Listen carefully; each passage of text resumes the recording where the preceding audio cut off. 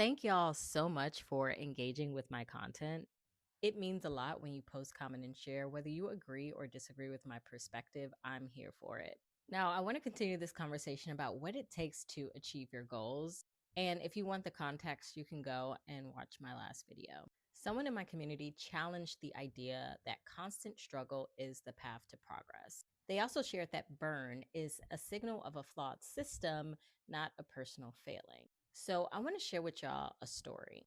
I remember applying for my first corporate job while I was still in grad school. When the hiring manager called me to tell me I got the job, she said she was surprised I accepted the role because I lived so far away and I was taking the bus at the time. I didn't have a car. Now, at this time, I was living in downtown LA, and the job I'd accepted was in Torrance. Now, if you're from LA, you know that those are two polar opposite sides of the city. So, between school and this new job I'd accepted, I was spending probably about 6 hours a day on the bus.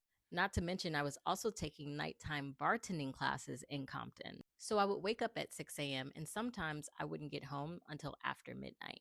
Now, a lot of people, when they hear that story, they would say, well, you struggled to achieve your success. Or in this case, you might say the system was flawed. It shouldn't have had to be that hard. But here's the reality.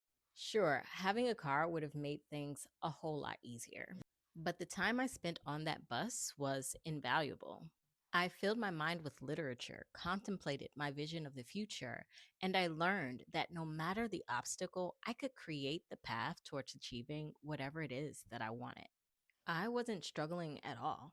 And so, if you're in this space where you're feeling like you're struggling to achieve a goal, it may not be the system that needs fixing.